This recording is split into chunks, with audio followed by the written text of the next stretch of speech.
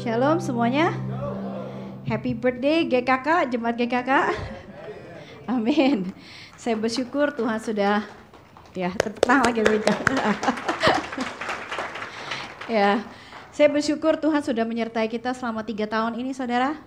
Penyertaannya, pertolongannya sungguh luar biasa. Dan saya percaya ke depannya GKK akan terus dipakai Tuhan untuk memberkati banyak orang. Amin. Saya berterima kasih untuk para undangan yang juga sudah datang untuk merayakan ulang tahun kami pada hari ini. Saudara, kalau kita lihat di Roma pasal 14, Rasul Paulus menulis kepada jemaat yang sedang mengalami ketegangan, mengalami pertikaian, karena adanya perbedaan di dalam latar belakang mereka. Sebagian besar dari jemaat Roma pada saat itu, mereka adalah orang-orang Yahudi, di mana mereka memegang erat hukum Taurat. Tetapi sebagian yang lain adalah orang-orang bukan Yahudi, di mana mereka tidak memiliki kebiasaan keagamaan yang sama dengan orang Yahudi.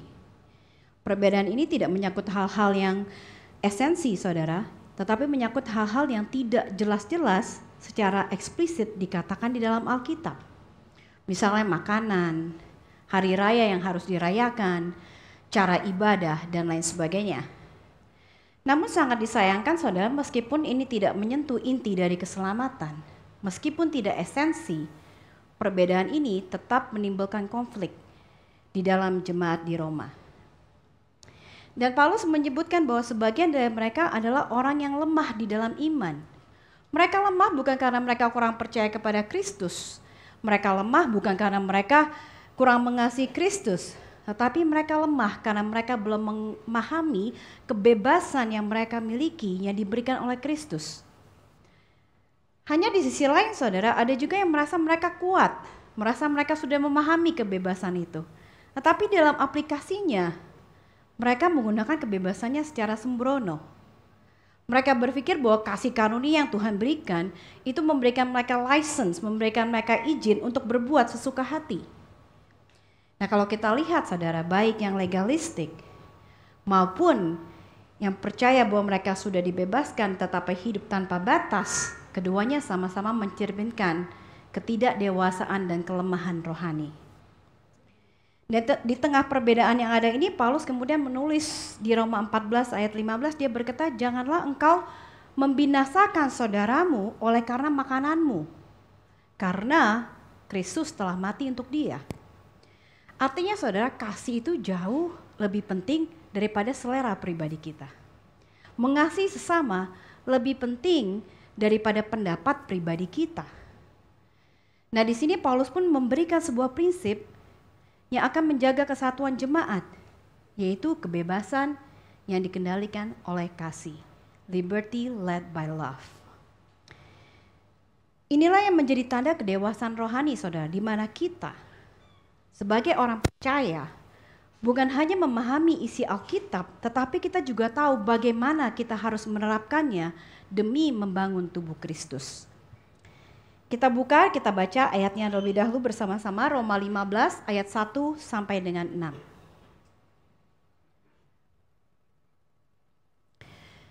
Kita yang kuat wajib menanggung kelemahan orang yang tidak kuat, dan jangan kita mencari kesenangan kita sendiri.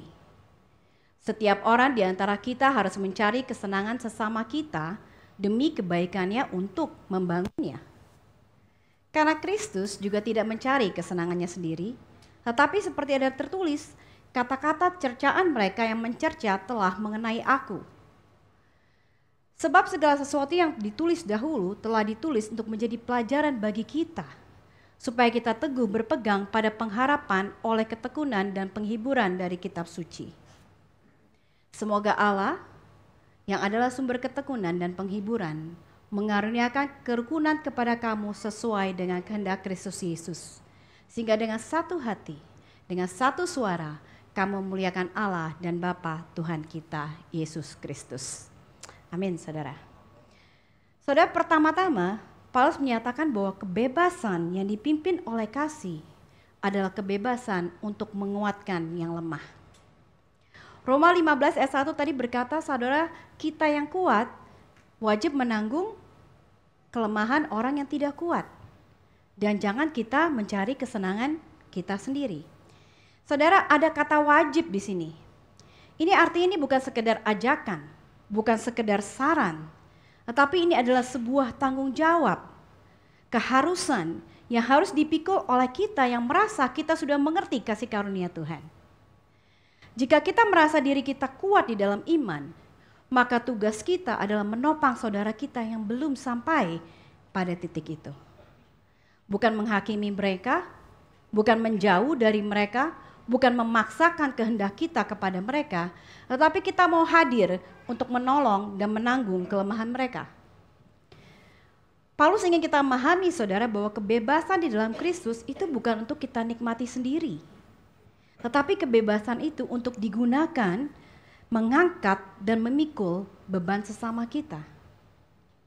Satu contoh yang menurut saya tepat adalah seperti hubungan antara orang tua dan anak. Saat kita menjadi orang tua saudara, kita nggak lagi bisa hidup semaunya untuk anak-anak kita. Kita nggak bisa lagi nonton film apa saja di depan anak kita. Kita mulai mensortir, ini film cocok nggak untuk umur anak saya? Ini film terlalu violence nggak buat mereka? Apakah film ini akan mengajarkan ideologi-ideologi yang tidak baik karena mereka belum mengerti? Sebagai seorang orang tua yang baik, kita juga nggak terus tiap malam kita mau keluar mencari hiburan, sementara kita tahu bahwa anak kita memerlukan kehadiran kita di rumah. Saudara, orang tua yang baik rela mengorbankan kebebasannya demi kebaikan anak-anaknya. Bukan karena ia nggak punya pilihan, tetapi karena ia tahu bahwa kasih menuntut kedewasaan dan kasih menuntut tanggung jawab. Demikian pula dengan kita tubuh Kristus, di dalam tubuh Kristus saudara. Kita memiliki kebebasan dalam hal-hal tertentu ya, seperti soal makanan, soal hiburan, gaya ibadah, tradisi. Namun kita tahu ada saudara-saudara kita yang mungkin tidak memiliki pemahaman yang sama dengan kita. Maka seharusnya kita tidak memaksakan kehendak kita, kebebasan kita itu kepada mereka. Tapi justru kebebasan yang kita miliki seharusnya kita pakai untuk menahan diri kita demi kasih. Contoh saudara, kalau kita sedang lelah, kita sedang ingin beristirahat, terus tahu-tahu ada telepon teman kita sedang mengalami masalah atau sedang berduka. Kalau kita mau memilih istirahat nggak ada salahnya, itu bukan dosa. Tetapi kebebasan di dalam kasih akan membuat kita memilih untuk hadir, untuk menguatkan teman kita. Nah, nilai-nilai seperti ini sangat berbeda dengan cara pandang dunia, saudara. Cara pandang dunia berkata, lakukan saja apa yang membuat kamu bahagia. Do what you feel like it. Minum sepuasnya asal kamu gak menyakiti orang, gak apa-apa. Belanja sepuasnya, gak masalah. Post apa saja di sosial media, itu haknya kamu, gak masalah. Kita punya kebebasan di dalam berbicara. Saudara, banyak pernikahan, persahabatan, keluarga yang hancur karena prinsip tersebut. Karena mereka, orang-orang yang terlibat, mereka gak mau menahan diri mereka demi orang lain. Namun kita saudara sebagai orang percaya, kita ini dipanggil untuk hidup dengan cara yang berbeda. Sukacita sejati tidak kita dapatkan ketika kita memuaskan diri kita. Tetapi sukacita sejati itu kita dapat ketika kita mulai memperhatikan orang lain dan kita menggunakan hidup kita menjadi berkat buat mereka. Dan inilah tanda kedewasaan di dalam Kristus, tanda kekuatan di dalam Kristus. Ketika kebebasan yang kita miliki tidak kita gunakan untuk diri kita sendiri, tetapi untuk membangun dan untuk menguatkan saudara-saudara kita. Amin. Yang kedua, kebebasan yang dipimpin oleh kasih adalah kebebasan untuk menyesuaikan diri demi untuk membangun sesama. Ayat 2 berkata, setiap orang di antara kita harus mencari kesenangan sesama kita demi kebaikannya untuk membangunnya. Ayat ini adalah inti dari kehidupan di dalam tubuh Kristus. Di sini Paulus tidak berbicara hanya kepada para pemimpin rohani. Paulus bicara kepada setiap orang percaya. Artinya ini adalah panggilan kita, panggilan bagi kita semua untuk menyenangkan sesama demi kebaikan mereka, untuk membangun mereka. Apa sih artinya menyenangkan sesama, saudara? Ini bukan berarti kita harus berusaha menyenangkan semua orang supaya kita diterima. Paulus nggak menyuruh kita menjadi people pleaser atau sekedar mengikuti tren supaya kita diterima oleh orang lain. Ini bukan soal mengecat rambut karena teman saya juga ngecat rambut. Ini bukan masalah saya pakai barang bermerek karena teman-teman saya juga pakai barang bermerek supaya saya diterima oleh mereka, supaya saya nggak ketinggalan. Ini bukan menyenangkan seseorang secara membabi buta. Yang Paulus maksud adalah sebuah sikap hati yang rela menyesuaikan diri kita, bukan demi gengsi, bukan untuk mendapat pengakuan dari orang lain, tetapi demi kasih, demi membangun sesama kita di dalam Tuhan. Kita mau menyesuaikan diri kita, sikap kita, gaya hidup kita, supaya kita tidak menjadi batu sandungan bagi orang lain, tetapi sebaliknya kita menguatkan mereka. Terkadang saudara, dalam hal-hal kecil sekalipun kita harus memperhatikan apa yang kita lakukan.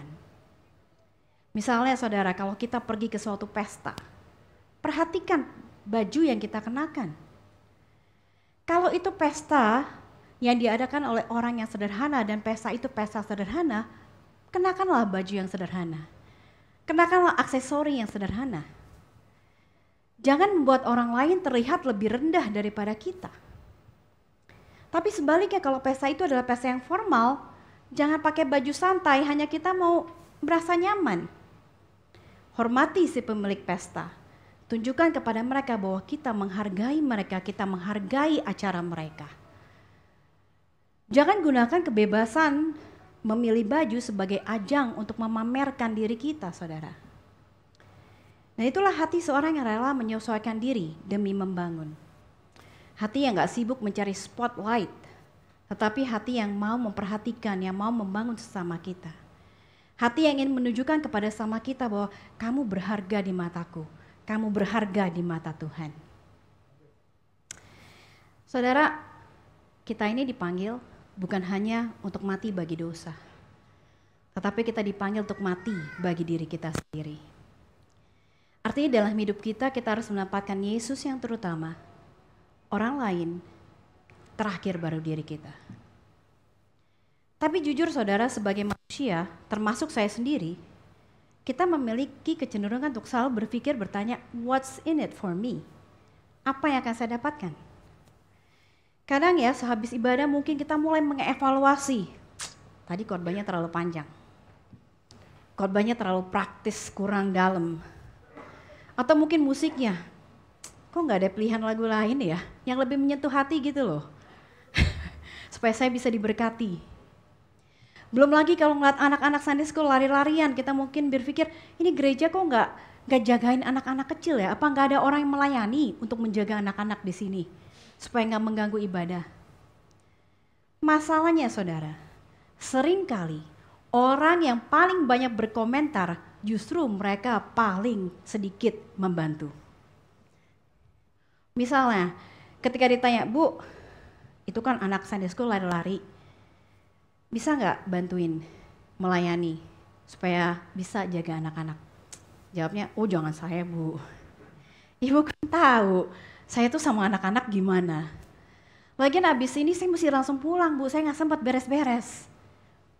Atau Pak, kita mau majuin gereja kita nih, ada yang komsel ya di rumah Bapak. Aduh jangan dulu Bu, saya sibuk. Istri saya sibuk, rumah saya berantakan. Ibu buka di rumah orang lain, nanti kalau saya sempat datang, saya pasti datang. Saya dukung Bu, saya dukung. Saudara, gereja bukan sekedar tempat kita menerima, tetapi gereja adalah tempat untuk kita memberi.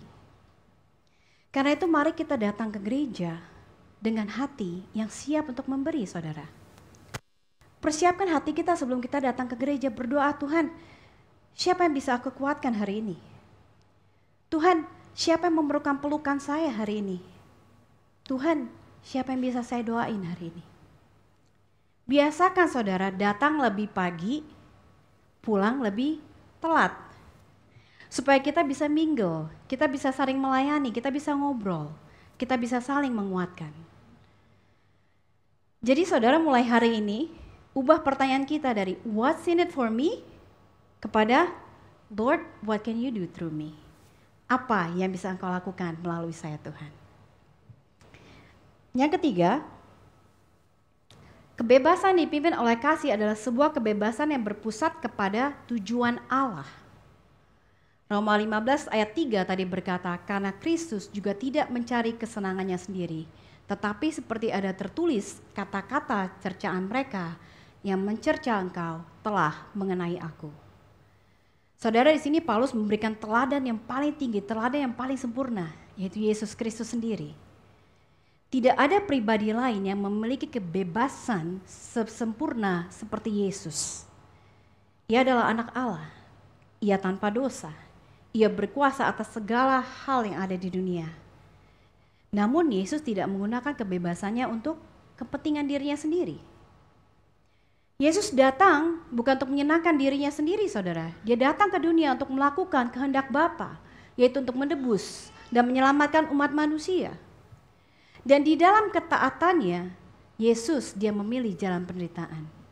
Dia rela disiksa, dia rela dihina, dia rela diludahi, dia rela disalib.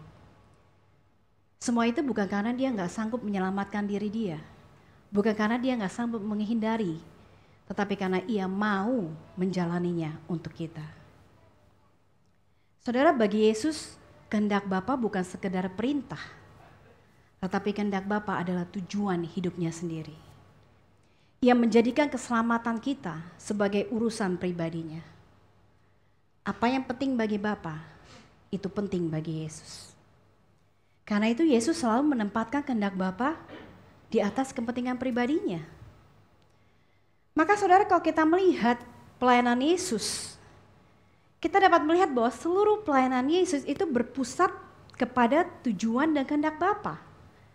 Yesus dia rela menyesuaikan dirinya jika itu bisa menolong orang untuk mengenal kasih Allah.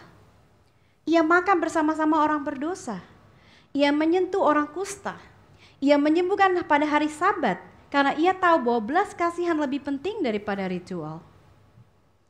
Namun, ketika sesuatu menghalangi orang untuk mengenal Allah, Yesus juga gak mau kompromi. Ia menegur orang Farisi. Ia mengusir para pedagang di bait Allah. Dan ia menegaskan bahwa hanya melalui dia orang dapat datang kepada Bapa, meskipun dengan mengatakan itu ia harus menerima cercaan. Saudara, Yesus menunjukkan bahwa kebebasan sejati tahu kapan harus mengalah dan kapan harus berdiri teguh demi kebenaran. Dan saudara, jika kita baca Alkitab, kita juga mendapati bahwa banyak tokoh-tokoh Alkitab, orang-orang biasa, manusia biasa seperti kita, yang rela menyerahkan hak mereka dan kenyamanan pribadi mereka demi tujuan Allah. Dikatakan di ayat 4, sebab segala sesuatu yang ditulis dahulu telah ditulis untuk menjadi pelajaran bagi kita, supaya kita teguh berpegang pada pengharapan oleh ketekunan dan penghiburan dari kitab suci. Abraham, dia meninggalkan negerinya dia demi mengikuti Tuhan. Rahab, dia mempertaruhkan nyawanya membela pengintai-pengintai Israel karena hatinya percaya kepada Allah. Daud, dia memilih untuk tidak membalas dendam kepada Saul meskipun ia dikasih kesempatan karena ia menghormati pengurapan Tuhan lebih daripada keinginan pribadinya. Dan mereka semua menunjukkan bahwa ketika kita menyerahkan kebebasan kita untuk tujuan Allah, kita enggak kehilangan satu apapun. Sebaliknya kita justru menjadi bagian di dalam karya Allah yang kekal, di dalam rencana Allah yang kekal. Dan itu bukan suatu kerugian, saudara. Itu adalah sebuah privilege yang Yesus Kristus berikan melalui kebebasan kita. Amin. Yang keempat, kebebasan yang di dalam kasih adalah menggunakan kebebasan itu untuk berserah di dalam doa. Saudara, after all things has been done, yang semua tadi sudah kita lakukan, terkadang perbedaan pendapat tetap terjadi. Terkadang ketegangan gak bisa dielakkan. Dan ketika ada ketegangan atau perbedaan pendapat di dalam tubuh Kristus, saudara, baik itu dalam gereja, di dalam komunitas, maupun dalam keluarga kita nih seringkali pengen cepat-cepat selesai. Kita langsung mau cari tahu siapa yang salah, siapa yang mesti ngalah, siapa yang mesti ditegur. Kita gak sabar. Tapi dengan kebebasan kita miliki dalam Kristus, saudara, kita diajar bukan untuk memaksakan kehendak kita, tapi kita diajar untuk berserah, kita diajar untuk berdoa. Kita diajar untuk mundur sejenak dan membawa semuanya ke hadapan Tuhan. Dan itu adalah hal yang terbaik yang bisa kita lakukan di tengah-tengah konflik. Saudara perhatikan ayat ini. Siapa yang bisa memberi kerukunan dan kesatuan hati? Allah sendiri. Kesatuan hati bukan hasil dari debat panjang. Kesatuan hati bukan hasil dari saling kompromi. Tapi kesatuan hati yang sejati adalah hasil dari karya Roh Kudus yang bekerja dalam hati kita yang mau berserah kepada Dia. Dan ini dimulai dengan doa. Doa, saudara, bukan alat untuk mengubah hati Tuhan untuk memberikan apa yang kita ingini. Tetapi sebaliknya, doa mengubah hati kita agar selaras dengan kehendak Tuhan. Maka ketika ada 2 orang, 3 orang, atau lebih yang menghadapi konflik, saudara, saya percaya kalau masing-masing pribadi mau mencari Tuhan, mau berdoa, Roh Kudus dapat mengubah hati mereka dan menyatukan mereka, sehingga mereka menjadi satu suara di dalam Kristus. Saudara, saya ingin mengajak kita semua yang dipanggil di dalam pelayanan doa untuk kembali diingatkan akan apa itu esensi dari doa. Sebagai pendoa, kita bukan dipanggil untuk menyelidiki siapa yang salah, apa yang salah.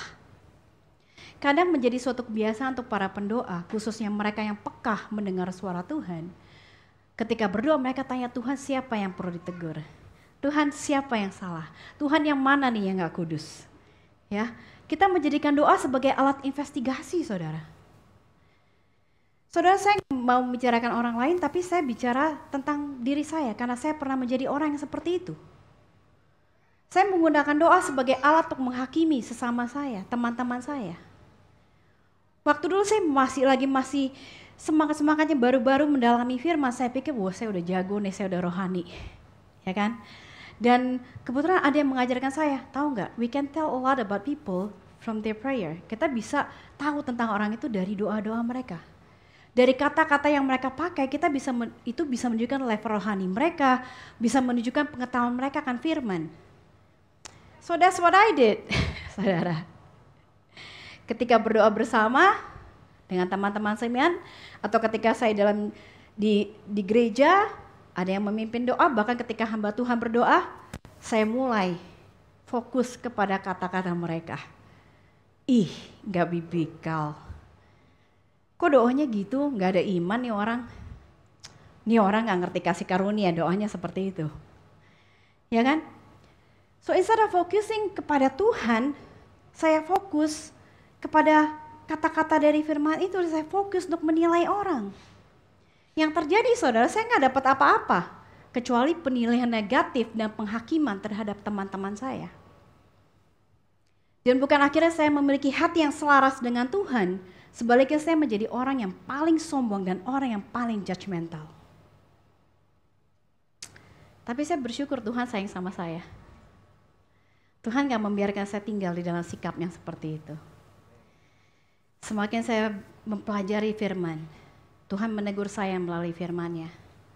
Dan saya semakin sadar bahwa saya bukan orang yang kuat rohani, tapi saya cuma orang yang sombong. Dan saya bersyukur Tuhan mendidik saya, saudara. Sekali lagi, saudara, doa itu bukan tempat untuk menilai orang. Tapi doa adalah tempat untuk bersama-sama mencari hati Tuhan dengan segala kerendahan hati. Untuk kita meminta Tuhan menyatukan hati kita dengan hatinya, agar kita diselaraskan dengan kebenarannya, sehingga kita mencapai kesatuan hati dan satu suara untuk memuliakan Tuhan Allah kita. Amin. Saudara, hari ini kita telah belajar bahwa kebebasan sejati dalam Kristus bukanlah untuk kepentingan diri sendiri, melainkan untuk membangun, untuk menguatkan satu dengan lain, untuk menyatukan kita satu dengan yang lain. Orang yang benar-benar dewasa dalam iman bukan mereka yang berpikir bahwa mereka tahu paling banyak atau mereka yang paling bebas. Tetapi orang dewasa dalam iman, orang yang kuat ialah mereka yang rela mengalah demi membangun orang lain di dalam kasih. Kristus sendiri sudah menjadi teladan bagi kita. Ia menunjukkan bahwa ia tidak hidup untuk menyenangkan dirinya sendiri, tetapi untuk memenuhi kehendak Bapa sampai dia mati di kayu salib. Maka saudara, jangan bangun tembok yang sudah dihancurkan oleh Kristus. Dengan ego kita, dengan keinginan kita untuk menang sendiri, dengan menghakimi saudara-saudara kita. Jangan kita meremehkan pengorbanan Kristus dengan membiarkan perbedaan memecah belah kita. Hari ini di ulang tahun gereja kita yang ketiga, kita merayakan kesatuan di dalam keberagaman sesuai dengan visi kita. Masing-masing dari kita memakai baju yang berwarna yang menggambarkan kepribadian kita yang unik. And I have to say, saudara, dilihat dari sini, together, you guys are looking good. Amen. You guys look stunning. Karena perbedaan-perbedaan itu ketika diikat di dalam kasih, saudara, itu menjadi sesuatu yang indah. Dan saya ingin mengingatkan kita bahwa, saudara, pada esensinya kita ini hanya satu keping puzzle. Sendirian, potongan itu tampak aneh, gak lengkap, bahkan gak berguna. Tapi di saat disatukan dengan potongan lain yang berbeda bentuk, berbeda warna, gambarnya mulai terbentuk. Bersama-sama kita menggambarkan Kristus kepada dunia. Amin.